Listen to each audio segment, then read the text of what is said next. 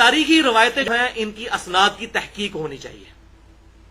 یہ نہیں ہے کہ کوئی واقعہ بھی اپنے مطلب کا ملا جس میں کسی صحابی کی توہین آئی تو بیان کرنا شروع کر دیا بغیر اس کے دیکھے کہ یہ ثابت ہے کہ نہیں. مثال کے طور پر یہ شیعہ کے جو عام ذاکرین، رافضی جو ذاکرین ہیں جاہل قسم کے، محرم کے دنوں میں وہ بیان کر رہے ہوتے ہیں کہ حضرت عمر نے حضرت فاطمہ کے اوپر وہ دروازہ پھینکا، ان کے گھر کو آگ لگائی، وہ شہید ہو گئی، ان کا حمل بھی ضائع ہوا، ولیعوذ باللہ تعالی.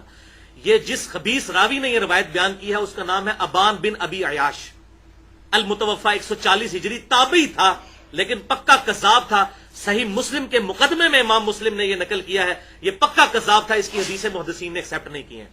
اور ایون اہل تشیع کے محدثین کے ہاں بھی یہ جھوٹا راوی مانا جاتا ہے جس نے یہ ساری سٹوری گھڑی ہے.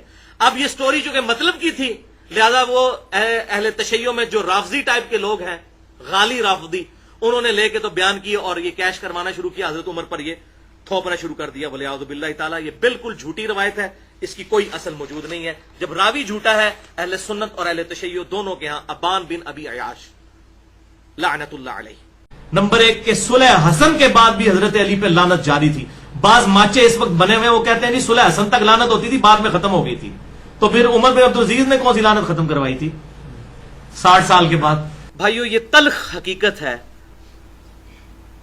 کہ حضرت امیر معاویہ رضی اللہ تعالیٰ عنہ کے دور میں، دور ملوکیت میں، اور اس کے بعد بھی بنو امیہ کے دور میں مسلسل 60 سال تک ممبروں پر مولا علی رضی اللہ تعالی عنہ کو گالیاں نکالی جاتی تھیں اور کہا جاتا تھا علی پر لعنت، علی سے محبت کرنے والوں پر لعنت، ولیعوذ باللہ تعالی.